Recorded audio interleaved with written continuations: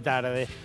¿Saben qué? En un ratito vamos a hablar en detalle de lo que pasó en el Senado. Hoy fue un día clave por la ley Ómnibus en su versión recortada, la que quiere el gobierno ver sancionada en poco tiempo antes de que termine este mes y que muy probablemente tenga que volver a la Cámara de Diputados. Se colaron, para peor, para el gobierno, varios temas más a los que ya venían en la ley. Se coló el tema de las universidades, se coló el tema de las jubilaciones. En un ratito, Gaby Vulcano, que se pasó la tarde allí, nos cuenta cómo viene el trámite de esto, que a esta altura ya se convirtió en una obsesión para el oficialismo. Pero el tema central del programa de hoy, el tema con el cual nos pueden acompañar hasta las 0:30 en un programa, en una edición cargada de información, es el tema de los trenes. Porque de lo que te vas a enterar acá es de las alertas que el gobierno desoyó muy poquitos días antes de ese choque que pudo haber sido una catástrofe. Mirá, esta imagen es todo un símbolo. Si fuera una instalación de Marta Minujín, podría titularse ¿Cómo conseguir superávit fiscal en menos de 5 meses? Lamentablemente no es una instalación, es un tren de verdad. Y de milagro, el viernes a las 10:30 de la mañana no hubo que lamentar muertos en Palermo. Ese es el momento en el que retiraron una de las formaciones que chocó del ferrocarril San Martín de aquel viaducto, el puente sobre la calle Dorrego, que surca este ferrocarril antes de llegar a la estación Palermo viniendo de Retiro rumbo a Pilar. Es un monumento al no hay plata. Es un fiel reflejo de inversiones que ya venían degradándose el año pasado, lo vamos a discutir en un ratito con un par de especialistas que convocamos, pero que desde diciembre se convirtió directamente en abandono total. El no hay plata implica que recibió el tren metropolitano en su conjunto, las 7 líneas que llevan a la ciudad a millones de pasajeros al día, de conjunto 75% menos en términos reales que el año pasado. Pero además, esta mañana, después de un fin de semana de silencio muy llamativo del gobierno respecto de esto, el vocero Manuel Adorni habló de un error humano. Una expresión que valdría la pena analizar desde el punto de vista filosófico. ¿Qué error no es humano? ¿No? A la hora de operar un servicio público como el ferrocarril. En todo caso, hay errores humanos más directos y otros errores que tienen que ver con los humanos que ponen en funcionamiento los mecanismos para que algo así no ocurra. Bueno, de ese error humano vamos a estar hablando durante casi toda la noche de hoy. Un error que además ahora investiga la justicia porque esta misma jornada fueron pedidas las indagatorias del secretario de Transporte y del encargado del ferrocarril, cuyas caras vas a conocer en un ratito nada más. También se ha pedido la indagatoria de Luis Caputo, que es el hombre de la motosierra, el que le negó al ferrocarril San Martín los fondos para funcionar normalmente en estos primeros 5 meses del gobierno de Milei. Decía que hubo varios avisos. Hubo un par de avisos que fueron por escrito, días antes, que ahora los vas a ver. Pero hubo otros avisos, como por ejemplo lo que pasó en el subte, hace 2 y hace 3 semanas. Gente teniendo que ser rescatada de los vagones del subte, que en un caso en la línea B estuvieron como 2 horas abajo de la tierra, encerrados, y que tuvieron que ser evacuados, hospitalizados, en hospitales que a su vez están siendo desfinanciados aceleradamente por el no hay plata, y a los cuales fue la gente que tuvo que transitar este calvario. Este calvario que si se lo mira también fue un milagro, porque de vuelta podría haber muertos simplemente si las formaciones hubieran sido eléctricas y no hubieran tenido delante de sí una locomotora diésel que amortiguara el golpe. Es lo que pasó aquella fatídica mañana de 2012 cuando un tren Sarmiento, operado por una concesionaria privada, chocó contra los frenos de la estación, matando a 51 personas. De eso vamos a hablar también en un ratito. Pero lo mismo podría decirse de las rutas del sur, que con este frío han recibido sus primeras nevadas en el último mes y no tienen ninguna cuadrilla de vialidad que vaya y saque la nieve o que vigile que a los camiones le pongan correctamente las cadenas. La desidia del Estado en la era del no hay plata es total y la tragedia puede asomar por donde sea que el Estado se esté retirando de sus funciones de control y de garantía de que los servicios se brinden correctamente. Repito, no es que anduvieran bien antes, es que estamos ante un umbral de lo desconocido en materia de abandono de los servicios públicos más elementales.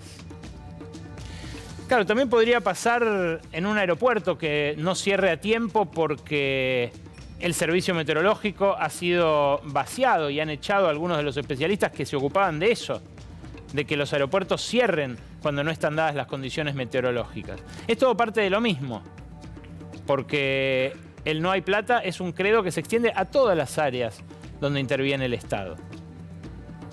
Ahora, ¿quiénes son los responsables de esto que, repito, de casualidad no fue una catástrofe parangonable a la de Once? Bueno, acá están algunas de sus caras. Acá están, por ejemplo, el secretario de Transporte, Franco Mogueta, que viene de Córdoba, es uno de los aportes a las fuerzas del cielo que hizo el peronismo cordobés, el cordobesismo. Está a su lado Luis Luque, que es presidente de SOFCE, la empresa que administra el ferrocarril San Martín, entre otros ramales, que fue gerente de asuntos legales de la gestión anterior. En un ratito vamos a hablar con quien fuera presidente de Trenes Argentinos durante la gestión de Sergio Massa como ministro de Economía, que llegó a su cargo por su trayectoria en el peronismo de San Miguel, donde incluso fue concejal masista. Claro, ahora, con el cambio de gobierno, pegó el salto a la Libertad Avanza. ¿Pegó el salto realmente o es parte de una continuidad? Lo vamos a hablar en un momento, repito, con un panel de especialistas que viene a discutir estas cosas. Está Patricio Gilligan también, que es presidente de FASE, Ferrocarriles Argentinos Sociedad del Estado, una de las creaciones de este gobierno.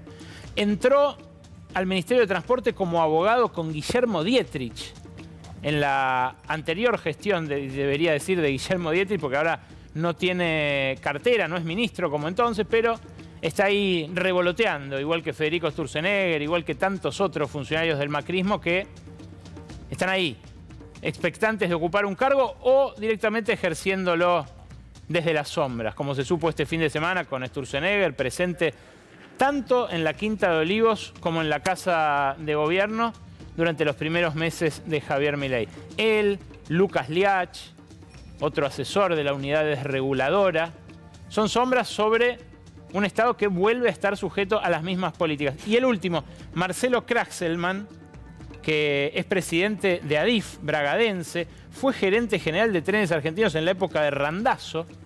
Todavía se lo considera en el sector como un hombre cercano al ex ministro de Transporte. Les decía, Franco Mogueta es, junto con Luis Caputo, una de las personas sobre las cuales hoy uno de los heridos pidió que sea citado a indagatoria en la causa que sigue el juez Julián Ercolini sobre lo ocurrido el viernes a las 10:30 de la mañana. ¿Por qué es importante la ADIF, lo que preside Marcelo Kraxelman? Porque en la primera ley ómnibus la habían incluido en la lista de empresas o reparticiones del Estado a privatizar. Y es muy interesante esto porque la infraestructura ferroviaria nunca fue privada. De hecho, cuando la operaban, cuando los trenes eran operados por privados, los que corrían con los gastos de la infraestructura ferroviaria eran los contribuyentes, éramos todos nosotros. ¿Por qué? Bueno, porque el Estado se hacía cargo de la parte más onerosa de operar un tren, que es la infraestructura. ¿Por qué la habían puesto en la lista para privatizar en la ley ómnibus original y ahora no? Bueno, porque así lo negociaron los legisladores de la oposición que prestaron sus votos. En la primera versión aceptaban esa privatización que implicaba básicamente que las playas ferroviarias fueran loteadas y vendidas para hacer torres de lujo en donde dé o viviendas de otro tipo en donde no dé. ¿Y qué significa eso para los usuarios? Bueno, que los trenes se iban a extinguir paulatinamente, porque sin esos playones, sin esa infraestructura, es muy difícil brindar el servicio actual y mucho menos pensar en mejorarlo. ¿Cómo lo mejoran? Operado por el Estado en todos los países de la región, pasándole por arriba a la Argentina.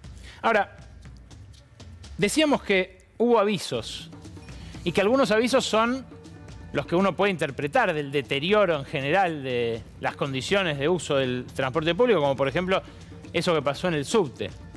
Ahora, hubo avisos también por escrito, concretos, de que podía pasar lo que terminó pasando. Esos avisos concretos fueron una semana antes, exactamente una semana antes del siniestro. El viernes 3 de mayo, y acá tenemos el papel, el viernes 3 de mayo, les voy a decir la hora, a las 20:07, Jorge Holmberg le mandó una carta a Luis Adrián Luque, el presidente de SOFCE. ¿Qué le decía? Bueno, le advertía el peligro de que se esté ajustando como se está ajustando. Le decía, entre enero y abril recibimos 75% menos en términos reales que en los primeros 4 meses del año pasado. Y dice, lo que no han girado es dinero para todos temas urgentes, ya que los gastos corrientes impactan en el funcionamiento diario, mientras que los gastos de capital alcanzan contrataciones de obras o mantenimiento y puesta a punto de las formaciones que ya se encuentran programadas, y su postergación afectaría parámetros de calidad en los servicios que presta esta sociedad del Estado. Repito, esta carta que le manda el gerente de SOFCE al presidente de la empresa es elocuente respecto de lo que está pasando. Inmediatamente, ese mismo viernes, el mismo viernes 3 de mayo, pero a las 21:20, Luis Luque le manda otra carta a sus superiores. Ah, antes esto. Esta es la carta dirigida a Luque. Dice qué es lo que se está administrando, lean bien, al límite de lo prudente. Esto es de la primera de las cartas, que tiene 9 páginas. Son 2 actos administrativos que están registrados en el sistema de gestión documental del Estado. O sea, es documentación que no es pública, pero que constituye documento público. Dice, lo que se está administrando al límite de lo prudente es... Ponelo así la gente lo puede leer. Los mantenimientos regulares del material rodante, que son un pilar fundamental de la seguridad operacional. La paralización de las licitaciones que permitan la adquisición de material rodante, especialmente para el San Martín. Miren, una semana antes. El normal acceso a combustibles y lubricantes, que son insumo clave para el funcionamiento de las formaciones. Esto lo refirieron los maquinistas del San Martín, que no había plata ni para el diésel de las locomotoras. La prestación del servicio de energía a tracción para el funcionamiento de los servicios, la contratación de servicios médicos y sanitarios que complementen el servicio prestado, la prestación del servicio de seguridad pública en estaciones y formaciones a nuestro cargo. También aumentó el choreo en estos 5 meses en las estaciones de trenes. La adquisición de insumos básicos, allí están los cables para la señalización. Y abajo dice la continuidad de las obras de mantenimiento y vías esenciales. Te decía, esta carta salió a las 20:07 del viernes 3 de mayo, una semana antes del choque en Palermo. Ese mismo día, a las 21:20, Luque, que acababa de recibir esta advertencia, una papa caliente obviamente, le manda a sus superiores inmediatos, con copia al secretario de Transporte, esta carta que en términos similares, advierte la urgencia de la situación. Está dirigida a Patricio Quinto José Gilligan, que es uno de los que veían en la foto anterior, con Mogueta y con Luque. Y dice: no se puede trabajar así, necesitamos que ustedes gestionen la asignación de los fondos necesarios destinados a atender las obligaciones de gasto corriente y de capital que garanticen el normal funcionamiento de los servicios a cargo de esta operadora ferroviaria, resguardando, lee, los estándares mínimos de seguridad operacional. Esta carta salió 1 hora y 10 después que la advertencia de la gerencia operacional. ¿Y qué dice? Concluye lo siguiente: deviene conducente indicar que el tratamiento de los gastos corrientes y de capital se deben abordar en sí mismos, por separado, y tratar en particular por la dimensión que cada cuestión tiene. Ponelo a pleno, así lo podemos leer en vivo. No obstante, son todos temas urgentes, ya que los gastos corrientes impactan en el funcionamiento diario, mientras que los de capital alcanzan contrataciones de obras o mantenimiento y puesta a punto de las formaciones. Su postergación, cierra, afectaría parámetros de calidad y mitigación de riesgos en los servicios que presta esta sociedad del Estado. Más claro, echale agua, ¿no? Si hubiera habido una advertencia de este calibre, así de clara, así de elocuente y tan pegada al choque de Once, ¿qué habría pasado? ¿Qué pena habría pesado sobre los responsables, que de todas maneras terminaron presos? Tanto los responsables privados como los públicos. Bueno, es interesante preguntárselo, porque esta advertencia sí llegó y sí se produjo. En un ratito, reitero, lo vamos a conversar con especialistas, pero este gobierno tiene una capacidad inédita para escurrirse de los problemas e incluso para convertirlos en argumentos a su favor de sus propios prejuicios. Durante el fin de semana, por ejemplo, se estuvo diciendo: hay que privatizar. Esto muestra que hay que privatizar. Claro, que esto muestre que hay que privatizar es una conclusión a la que hay que esforzarse mucho para llegar, porque la verdad es que la privatización no es una solución mágica. Ni siquiera para el punto de vista fiscalista del gobierno es una solución mágica. Las privatizaciones, en las experiencias anteriores, en las experiencias que hubo en la Argentina, estuvieron lejos de ahorrarle plata al Estado. A ver, en la tragedia de Once está claro lo que representó en términos de servicio ese criterio fiscalista, ¿no? El criterio de deshacerse de la operación de los trenes para que los tome un Estado. Pero lo que muy pocos saben es que en aquella experiencia el Estado terminó sosteniendo no solamente las obras de infraestructura, sino también el rojo operativo de las concesionarias. Con lo cual no se entiende lo que buscan al privatizar algo que después de aquel choque empezó a funcionar mejor. Porque esto no lo puede negar nadie, ¿no?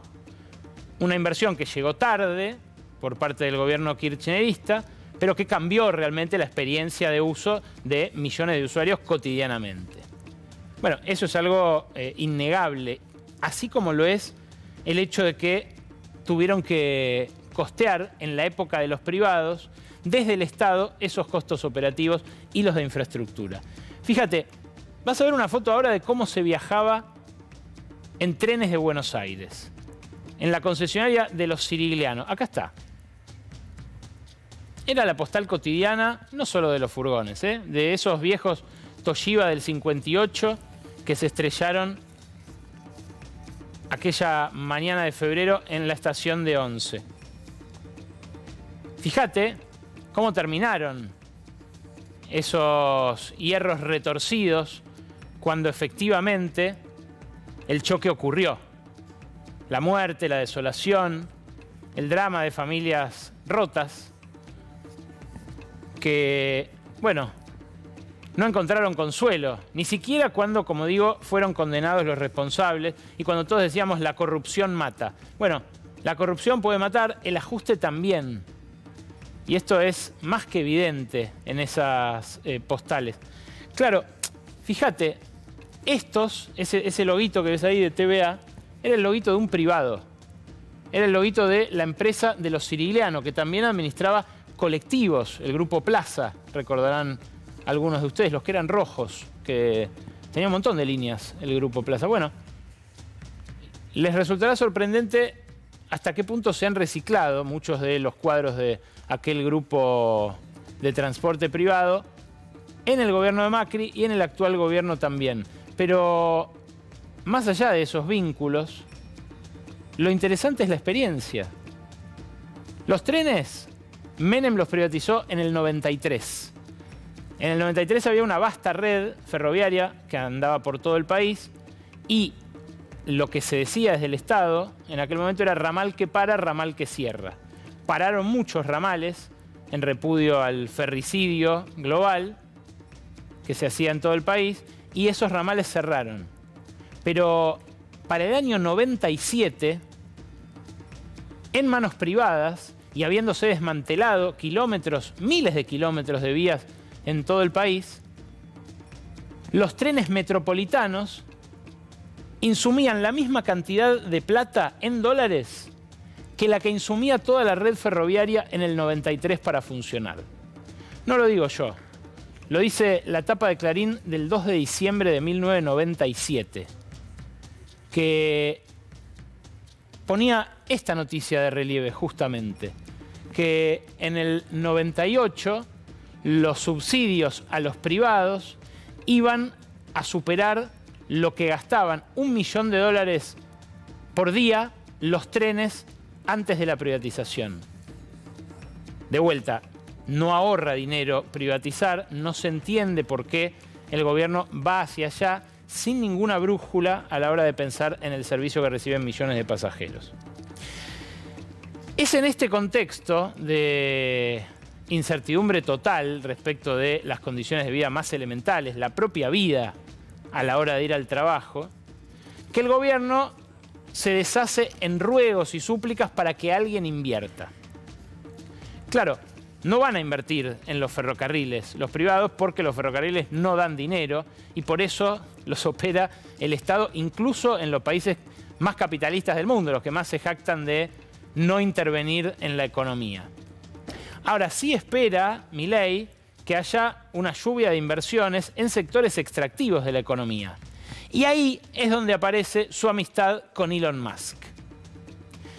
El presidente ya se vio 2 veces con el magnate, el segundo más rico del planeta según la lista Forbes, pero salió una nota en el New York Times este fin de semana que me llamó muchísimo la atención porque lo que dice es que lo que está haciendo Elon Musk con Milei ya lo hizo antes con otros líderes de ultraderecha a nivel mundial con el objetivo de beneficiar sus negocios.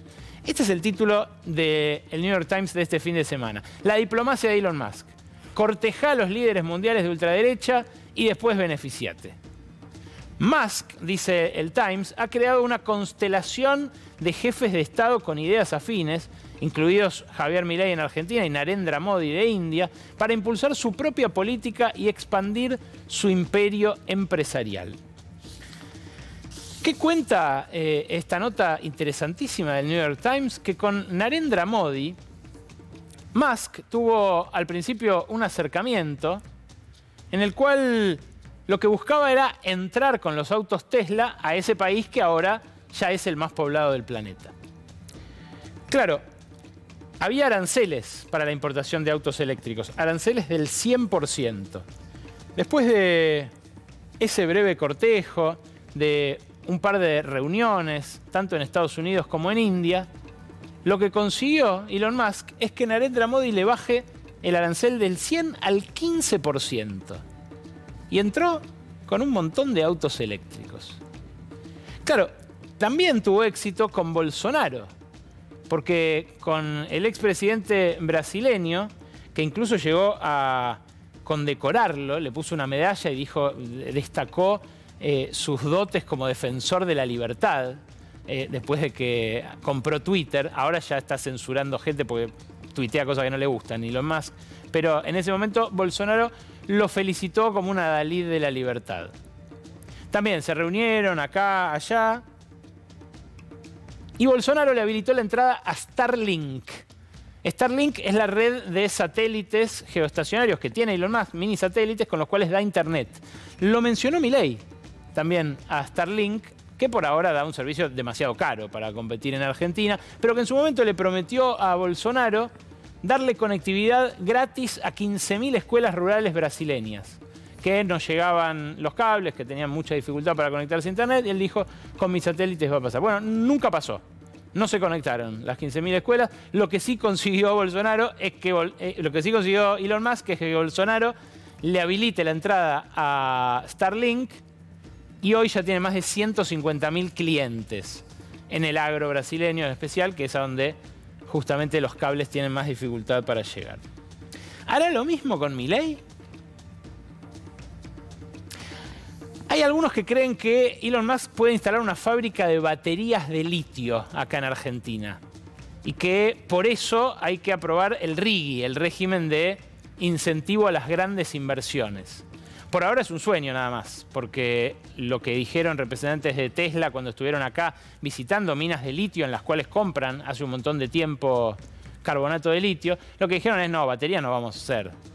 ¿Por qué? Y bueno, porque las baterías se hacen cerca de donde se hacen los autos. Es muy riesgoso transportar las baterías. Hay riesgo de incendio, riesgo explosivo. Con lo cual les dijo, de eso olvídense.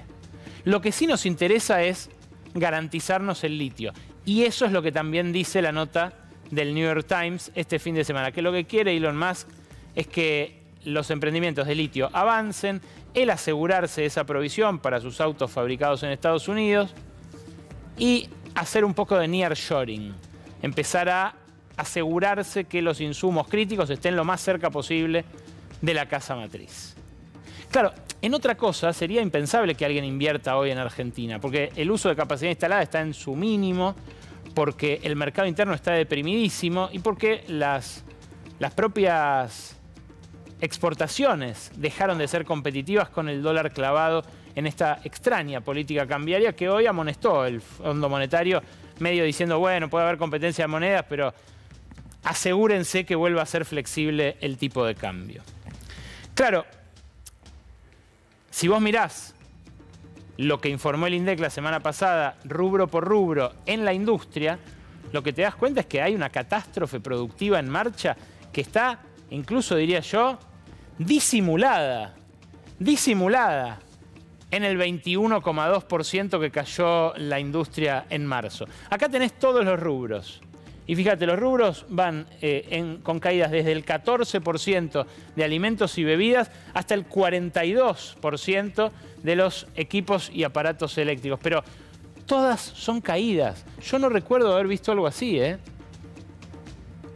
Ni en la pandemia pasaba que la caída fuera tan unánime y tan pronunciada. Hay que remontarse a momentos de depresión económica realmente muy lejanos para encontrar esta caída del 21% acompañada de una de la construcción del 42%.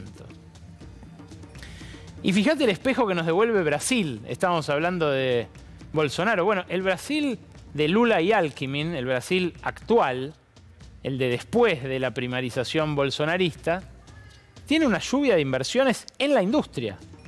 Hay récord de proyectos apalancados en créditos del BNDES, el Banco Nacional de Desarrollo Económico y Social, pero hay también empresas privadas multinacionales que, mirá, por ejemplo, solo en el sector automotor anunciaron estas inversiones. 6.000 millones de dólares Stellantis hasta 2030, 1.400 millones de dólares General Motors solo este año, Toyota 2.500 millones de dólares también este año, Volkswagen hasta el 2028 3.000 millones de dólares. Basta ir a cualquiera de las terminales automotrices instaladas en Argentina para ver las playas llenas de autos. Llenas de autos. Y no es la comparación con el plan Platita del año pasado, que es lo que dijeron la semana pasada. Las ventas de autos, las exportaciones de autos y la producción de autos caen en abril, en este mes que acaba de terminar, contra marzo, no solo contra abril del año pasado. Es de vuelta una situación que hay que remontarse muchos años para encontrar un antecedente.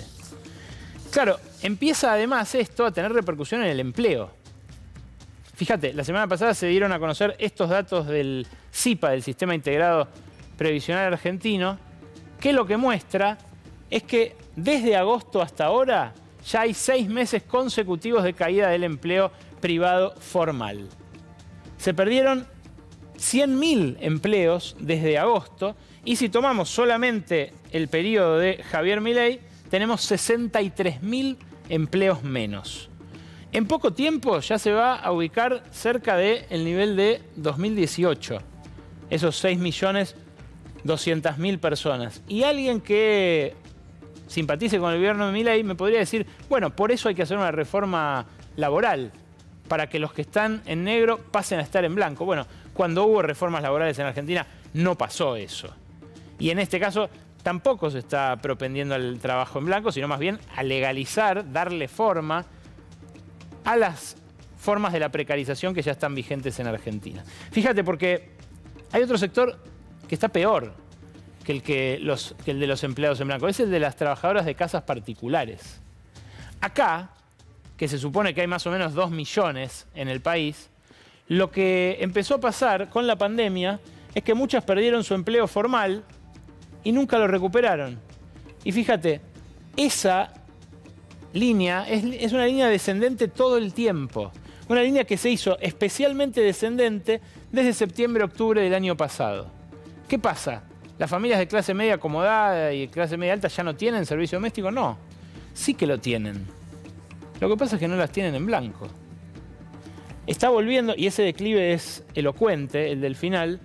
Estamos ya en niveles parecidos a los que había antes del programa Registradas, antes de todos los planes para blanqueo de empleadas domésticas, a niveles de 2016. Menos de 460.000 empleadas en blanco en casas particulares. Y claro, ahí es donde se cae la gente a la pobreza. Tanto en la pérdida del empleo formal como en la pérdida de ingresos informales, es que se da ese brote de pobreza que registra ya la Universidad de Itela, la UCA, que registran todos los que tratan de adelantarse al INDEC en la medición de las necesidades básicas insatisfechas. Fíjate, el empleo en marzo de cada año, que esto es lo que nos permite aproximarnos a lo que está pasando hoy en el empleo. Las estadísticas de empleo, a diferencia de la inflación, salen con más demora. Bueno, el empleo en marzo de este año cayó lo mismo que en marzo de 2020, que en el marzo de la pandemia, en el que empezó la cuarentena. Aún cuando todavía no lo reflejen los datos del anterior gráfico, ya sabemos que el declive fue mucho más pronunciado en estos últimos 2 meses. Lo vamos a ver en las cifras de desempleo pronto. Ahora, esto empieza a tener un correlato en la conversación pública y empieza a pasarle a Javier Milei que pierde incluso de local en el que fue siempre su territorio, las redes sociales.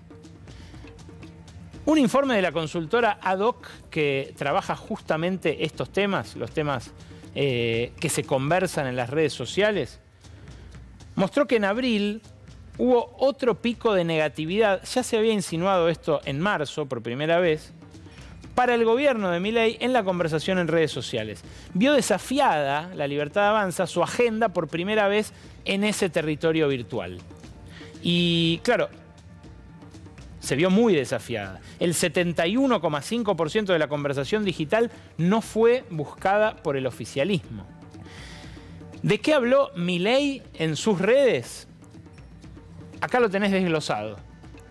Básicamente se autocelebró en un 36% de los tweets y de los posteos que hizo en TikTok y en Instagram. En otro 10% de lo que habló en abril, habló de su amigo Elon Musk. Otros temas de agenda ocuparon el 8%. Y después, acá al costado, tenés todo el abanico de temas que trató en términos marginales. La separación de Fátima, Israel, el Xiao Xiao, los aviones de Dinamarca, las críticas de la oposición. De esto habló Milei en sus redes, que se sabe es hiperactivo. Ahora, ¿de qué habló la gente sobre Milei? Bueno, también lo revisaron en esta consultora con mecanismos de Machine Learning, inteligencia artificial, scrapeo. La gente no habló de lo que Milei quería que hablara. Casi un tercio mencionó el conflicto de la universidad pública. Una de cada 7 publicaciones sobre la marcha universitaria, de hecho, mencionaba al presidente. Y adivina cómo lo mencionaba. ¿A favor o en contra? Sí, en contra. Se habló también de los sueldos, se habló también de lo que a muchos indignó, la presencia de la general Laura Richardson en Ushuaia cuando se cumplía un aniversario de la Guerra de Malvinas. Se habló también de Elon Musk, pero no en el tono en el que le habría gustado que se hable al presidente. En fin, está perdiendo el control de la agenda digital. Y fíjate esto, que viene por último, porque habla también de los eventos que generaron esa adversidad. Así como la asunción del presidente fue un evento muy positivo para él, en el cual eran todos elogios, es lógico, ¿no? Era todo expectativa, un presidente que asume, la gente que lo votó en el balotaje, bueno, la expectativa razonable de salir adelante. Luego, la publicación del DNU fue más mencionada y más comentada en redes, pero el rojo marca que fue un evento digital en términos totales negativo para el gobierno. Hubo más menciones negativas que positivas. Después el paro de la CGT del 24 de enero fue un evento menos comentado, pero en el cual se impuso su forma de verlo. ¿Por qué? Bueno, por lo desprestigiadas que están las conducciones sindicales. La apertura de sesiones del 1 de marzo también tuvo un tono positivo, pero a partir de ahí, por eso les decía que en marzo ya lo habían advertido estos consultores, a partir de ahí la conversación se hizo hostil.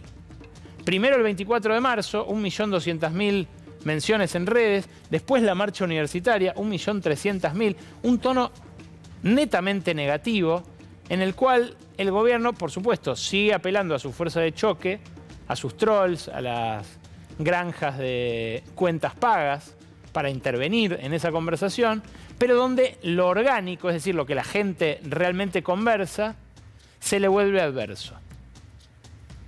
¿Cuánto faltará para que esto se vea reflejado en las encuestas de opinión pública que siguen mostrando que el presidente tiene un apoyo de más o menos de un 50% de la población, que elige creer, aún sin tener mucho a qué aferrarse para esa esperanza? No sabemos. No sabemos cuánto va a tardar. Lo que sí sabemos es que estos indicadores de empleo, estos indicadores de actividad, esta pobreza inversora y este ruego para que alguien desembolse $1 en la Argentina no van a ayudar. Menos si los trenes chocan porque no hay plata.